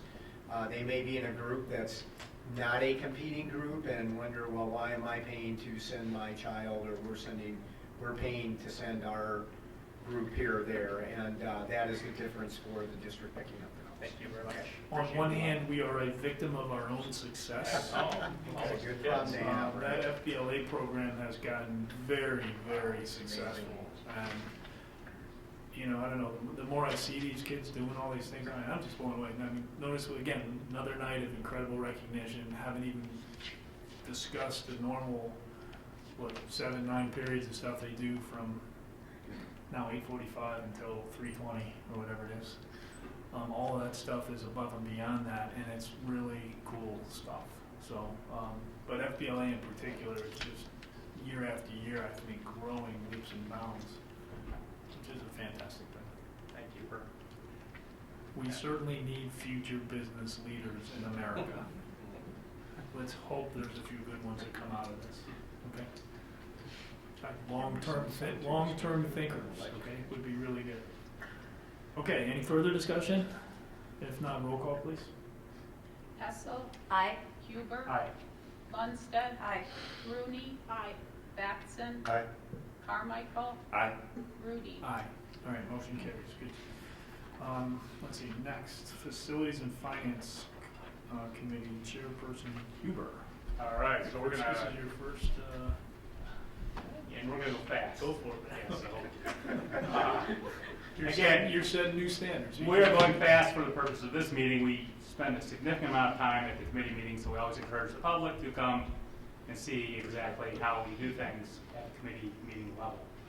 So 4A is resolution authorizing and directing the transfer of interest from the debt service funds to the education fund. You want to give a 1 minute what that is for us? Yeah, the debt service fund has money, it generates interest. The use of that money is extremely restricted in that fund. State law allows you to, if you do it before the end of the fiscal year, is to transfer that money to the fund most in need, which would be our education fund. And so that's what we do on an annual basis for both the debt service fund and the working cash fund. Working cash fund, which is B, is slightly different in that working cash doesn't actually have any expenditures. So you can't really use that money on expenditures, but the law again allows you to transfer that money, that interest, on an annual basis into the fund most in need, which again would be our ed fund. So it's good practice to do, healthy thing to do on an annual basis. And this is the time of year to do it. All right, so I think we're probably looking for a motion to make that transfer at this meeting, right? And that the amount, again, remind us for the 4A is how much? Well, the amount's in the resolution, which... So let's just can I have a motion to approve the resolution as presented then? So moved. Second. Questions? Seeing none, all in favor? No, roll call. Roll call. Huber. Aye. Lundstedt. Aye. Rooney. Aye. Batson. Aye. Carmichael. Aye. Rudy. Aye. Hessel. Aye. All right, motion. I think we're good to go on that one. 4B, working cash going from the working cash into the education fund. Again, there's a resolution in our materials. May I have a motion to approve the resolution as presented, please? So moved. Second. Thank you. Questions? Seeing none, roll call, please, again. Lundstedt. Aye. Rooney. Aye. Batson. Aye. Carmichael. Aye. Rudy. Aye. Hessel. Aye. Huber. Aye. All right, and 4C, were some athletic equipment, renovations, things like that. So you want to talk a little bit about 4C, please? Yeah, really C and D are really together. So this is part of the project at Vernon Hills and Libertyville, the pool renovation and the additions here. So there's athletic equipment like backboards and bleachers that we decided to source out, not do it during the public bidding process, but do it with national purchase contracts that we talked about in the committee meeting. And these are the contracts, we have them ready for your approval to kind of move forward with ordering those items for the projects. All right, so we, again, discussed these dollar amounts because it's not cheap. We discussed these significant amounts at the committee meeting. Correct, and they're the exact numbers in our estimate because we knew these prices when we were building our estimate, so these are the exact numbers. So for 4C, we're looking for a motion to approve the athletic equipment at a cost of $162,876.09. So moved. Second. Discussion? Okay, seeing none, roll call please. Rooney. Aye. Batson. Aye. Carmichael. Aye. Rudy. Aye. Hessel. Aye. Huber. Aye. Lundstedt. Aye. Great, and I think we're moving to 4D, which are gym bleachers. Dan talked about that as well. This amount, again, for 13, do you need more? There's two parts, so there's 13,676 is for LHS, and don't miss the 131,824, which is the Vernon Hills. Yes, that would be very bad. So we have a motion to approve the two costs, cost one of $13,676 and cost two, $131,824 for the gym bleachers at LHS and VHHS. So moved. Second. Questions? Okay, seeing none, roll call please. Batson. Aye. Carmichael. Aye. Rudy. Aye. Hessel. Aye. Huber. Aye. Lundstedt. Aye. Rooney. Aye. Awesome. Maybe 4E, maybe something new? So you wanna- Correct. We mentioned it in previous committee meetings, but it was several months ago, and so we've been working on the agreement with Arbiter and our attorney and trying to get to an agreement for this. So essentially what this is this will allow us to pay our officials rather than each time we get an official, we pay them. And every time we want to get a new official, we have to get all the paperwork and do everything. Rather than do all that, Arbiter is kind of a central housing for all of that. They do one official will do the paperwork for Arbiter, and then any district that uses Arbiter can do that. And so it's a very popular thing. We use that for all the scheduling, and so this really is kind of the next evolutionary step in terms of we can pay the officials through Arbiter. So this is Arbiter Pay to pay those officials. One of the things I was a little bit nervous about is how to handle the 1099s and everything for that, but Arbiter's answered all of our questions, and so we have the standard agreement that they kind of put in front of everybody, and then we have the amendments that go along with that agreement, which are the things that we've negotiated changes with them. So we're looking forward to this. Libertyville is going to be rolling this out. Vernon Hills is not yet, but with this agreement, anytime Vernon Hills wants to step up, they could just go. We don't need to try to get another agreement together. And that incurs another cost for Libertyville? It does, but we're anticipating it's probably going to be less than $500. So it's pretty minimal in terms for us. We pay a fee every time we do a kind of a financial transaction with them, but overall, pretty minimal cost. Is this something that the officials appreciate? The vast majority of them do, certainly. We've heard a lot of positive things from officials, and so I don't want to pretend that every official does. That's not true, but I've heard a lot of positive things from it. This will also save our staff time. It'll save our staff a considerable amount of time because every single official pay are unfortunately manually entered into our system. So every official that officiates every event that we pay for, they are individually entered essentially. And so that's another way to streamline some of our operations. Because a third party is taking care of it. Dan, it would be safe to say that we're piloting this in essence at Libertyville, with Vernon Hills anytime being able to hop on. Right? Correct. And Brian is happy to let LHS pilot it, see how it works, work out the, so. Brian McDonald at Vernon Hills. So, it's good. So questions regarding the Arbiter Pay Agreement. Seeing none, may I have a motion to approve the Arbiter Pay Agreement as presented? So moved. Second. Questions? Seeing none, roll call please. Carmichael. Aye. Rudy. Aye.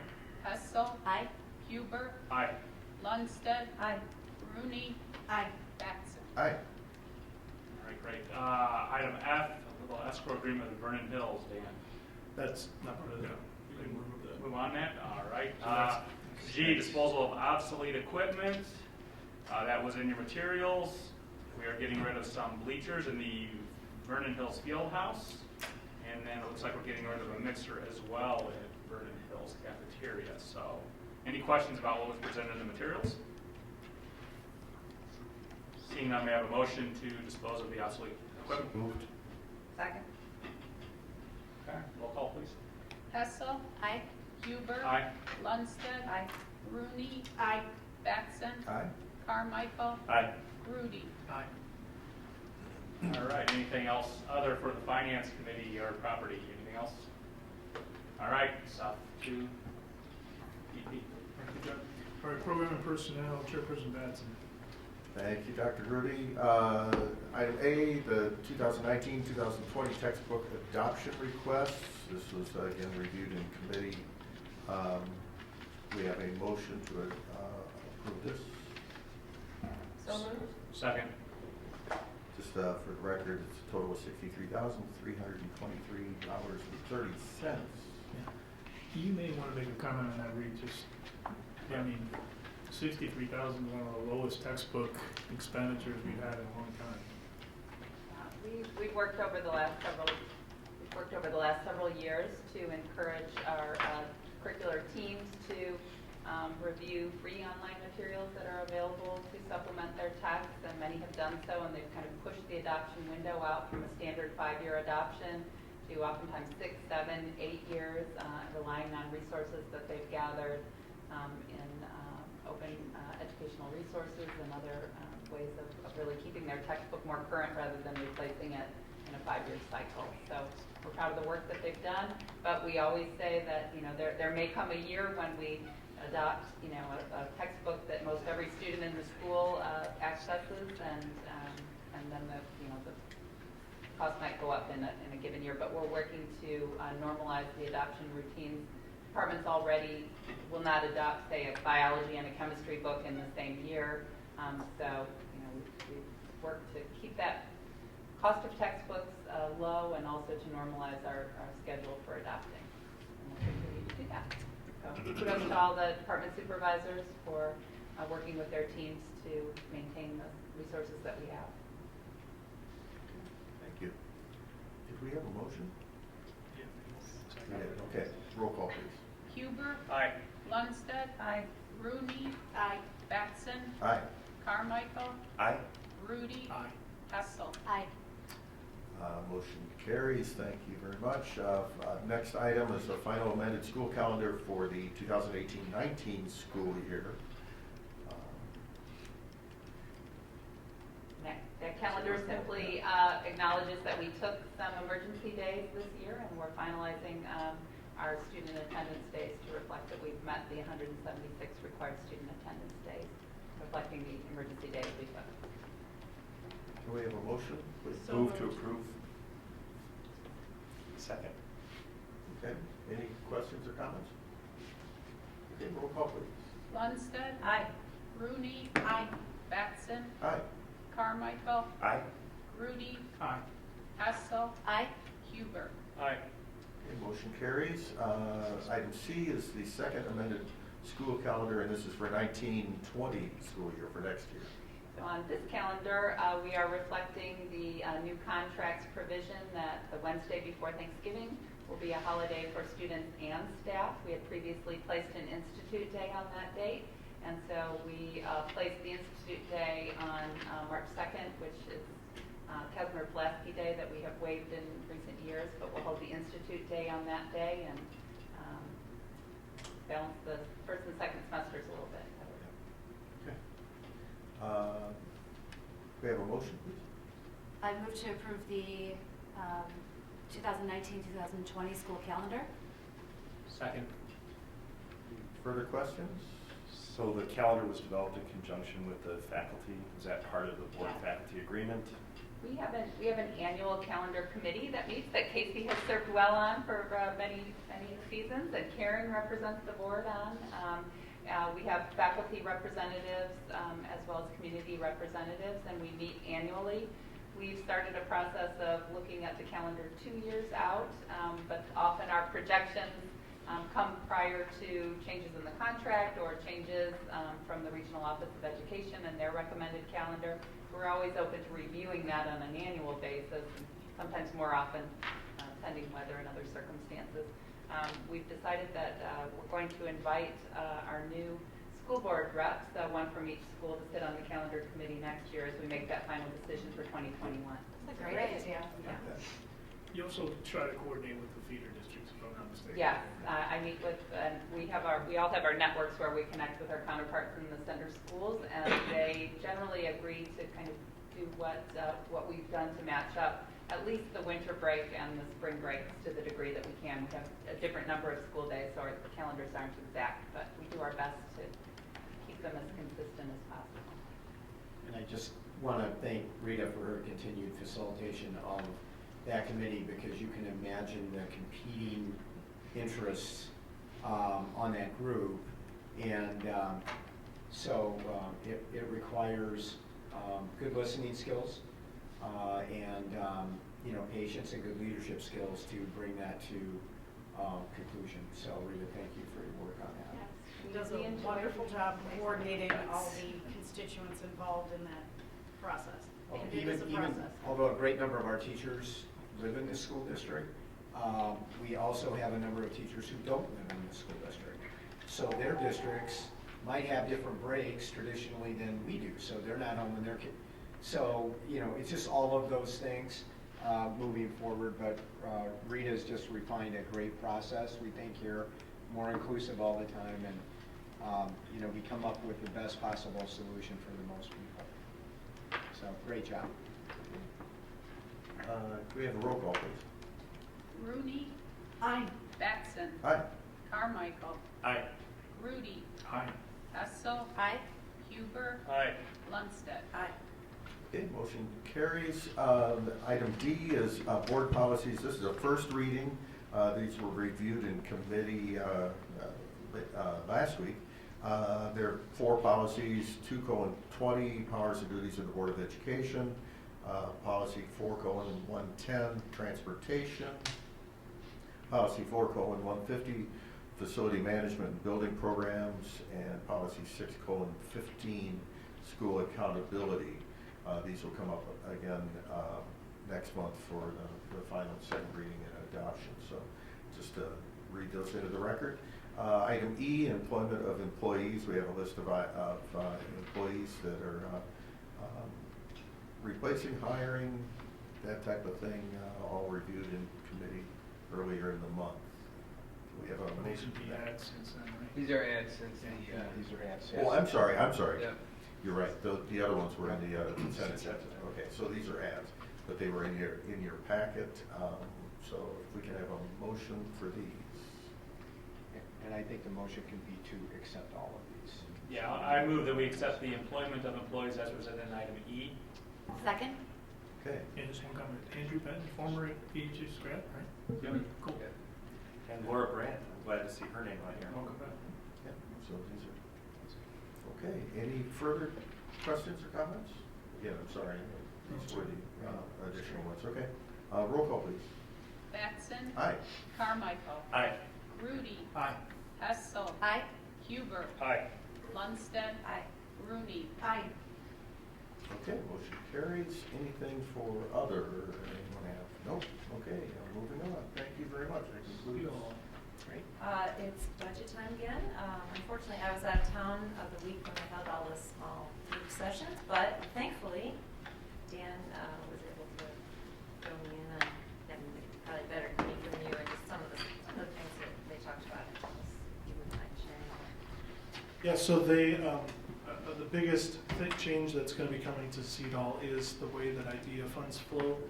IDEA funds to federal funds, that's probably our biggest source of federal funding. IDEA's funds for use towards educating students with special needs. And the way it used to work is the money would go first to CEDAL, and then CEDAL would keep a portion and then send the difference to us. The state has been told by the federal government and been very clear that the money has to go straight to the districts, and then if the districts want to send that to CEDAL, they can. So that's simple enough, but very complicated because there's bylaws, there's articles of agreement with CEDAL that state very clearly how the money is supposed to work. So all of that stuff has to really get changed. They were feeling the pressure, very nervous about it. They got an extension. So they'll be looking to make these changes for the 2021 year, really. So a lot of the changes next year are really just kind of continuing what they've been working on. You'll hear more about that stuff because there's going to be something required for the board. But in terms for next year for their budget, it's pretty straightforward. There are 2 big things I would say to note for their budget. One is their IMRF levy. So part of our levy is IMRF, CEDAL IMRF levy. It is very odd that there is a specific carve out in the law, literally written into the legislation, that CEDAL IMRF is exempted from the property tax cap. So whatever is levied will be extended for that. So we're always cautious about how is CEDAL doing with their IMRF, what are they going to be needing, and it seems like that their request is going to be down for next year. So that literally is directly property tax relief that does not have a compounding effect. So it's nice when it goes down, but the sad part, it goes up now. It's not much money out of call it 75 million. You're talking this is in the realm of 200,000. So it's not significant. It's probably pennies to taxpayers, but it's something worth noting, I'd say. Are they subject to the same requirement that we are, that if we reduce, that we can't recover that in future years? Or are they able to adjust year to year? Well, they don't levy property tax. They can't because they're a cooperative, so they don't have a tax base that they can do that. So understood. Thank you. Mm-hmm. The other big thing I would note is the tuition changes. So that's always something to watch for CEDAL. What is the tuition changes going to be? And next year it is 1%. I can't remember the time. I think it's 1%.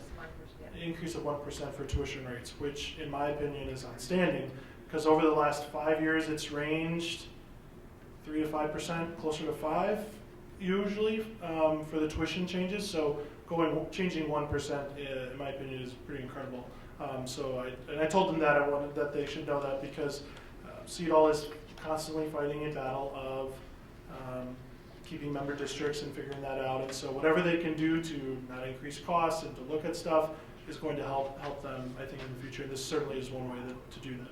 They changed their whole tuition, the way they charge and made it into several different levels for different services. So it, we pay based on, but not for apparently for the John Powers School. They're not said you're not necessarily on board on it. I don't know that part. They want to go. Well, you'd mentioned they want to go to a fee, or we would rather have them like more of a user fee than what it's going to be. Yeah, so there's some of their kind of overhead costs that they have to figure out what to do with, because right now they just keep a portion of the idea money and they use that to fund a lot of their overhead, but now they have to figure out a way to get it from the district. So how do you do that on an equitable basis? They're trying to figure that out. Our preference for the district is the more you go toward, meaning for transparency, in our opinion, for transparency, the more you go to charge me for something that I'm using. So if I'm going to be using your audiology, or if I'm going to be using services, charge me for that services, and I'll pay you, whatever it is for that services. So that's kind of where we would land. CEDAL is trying to figure that out because we're one of 30 some districts in that cooperative. So.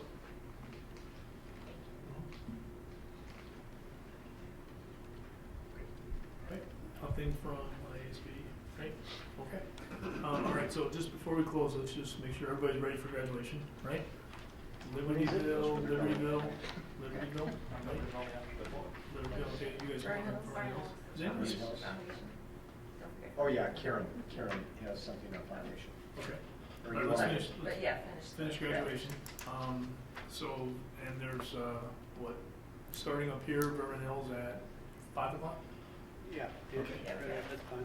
Right, and I think it's 5 o'clock also at the Sears Center, right? Everybody knows how to get in there. Yeah, we would like board members to be there at 5, and then the ceremony starts at 7. So, and if you have been to Sears before, there is a deep dive drive down that you can go down. Your name will be on a pass list there, and they will let you go down. There's a ramp that goes down. The guy's wonderful, nice. It's on the far west side. Yeah, it's on the west side, so you have to keep driving around until you see him, and it'll be blocked off, and he'll be there sitting in a car. Then it'll let you down, and you can just come right in the back door. You're right by the stage, and then you just go right upstairs, all the way to the top to one of the rooms upstairs, and they'll be there. So, all very exciting. Yeah, great. Did Jim, you're speaking? Okay, great. Thank you for doing that. It's a lot of work. Okay, so it should be just fantastic in a couple of days, or in a couple of days. Yeah, it was the last full day of school today. Both So great events. they're in the finals now, and it's wild. I mean, it's like, how did we get here, right? Yeah. So Karen, you want to chat with you? Well, just one other reminder that the June board meeting and committee meetings all have been rescheduled to June 17th. So I know, Don, you had to change something, so thank you for accommodating some schedules. Thanks to all you And that'll be a guys. district office further reminder, and we'll remind you again, and we'll remind ourselves so we don't end up driving to a building. Right, those notes are always much appreciated. Yes. Thank you. I usually do that mostly for me, but if it helps you too, that's good. It really does, thank you. We've all been We've all there done it. before. Just wanted to mention, now that we're all kind of settled with our committee placements and kind of what we're going to be doing, I am going to step down from being representative to the foundation. Been doing that for a long time. It's a great opportunity for someone else to step in and be a part of that great organization. I think, whoever decides they want to do it, or I don't know if you appoint or whatever, but there's got great things you all have to offer. And so Scott's still on it, so it's a little chance to be with him. But we met this morning, and I think July, or One more time. yeah, one more time, and then July's off, and then ramping up for the big event and some kind of innovative fundraising ideas always. Mary's amazing and just really keeps that driving forward. So I would be interested in doing that, and Great. certainly would be happy to discuss it if anybody else Wonderful. is interested. Anybody else want to? Great. Sure. Okay. Thank you for stepping up. So, and I will tell you, I want to thank Karen, because Karen, it seems to me like you've been on the foundation for as long as you've been on the school, right? So, which is closing in on 12, in a couple of years will be 12 years. But Karen has done a phenomenal job, and as has Scott, because Scott has served on the foundation a long time as well. In his case, before he got on the school board, that's how we kind of met Scott and got to know him better. But Karen's done a phenomenal job, and Karen, much like a few of the members that are left at this point, was almost there from the very beginning, when there was $0. Okay, and the foundation now has given over almost $400,000 to innovation grants and students in need. And then we also have an endowment that's like Yeah, that was kind of fun this morning. They were reviewing $50,000 now. Yeah, because we were planning some a planning session with D128 to come in and do some work with the foundation. Just a reminder that our last charge from the last time we met with him was to try to build the foundation endowment to $300,000, and here we are. So they're having strides made. So anyway, and I think you'll enjoy it. The meetings are usually in the morning.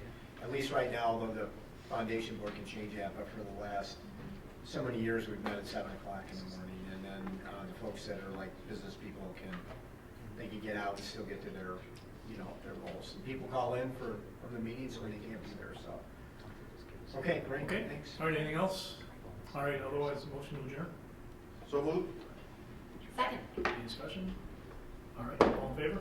Aye. All right. Thanks. Good night, everybody. I just want to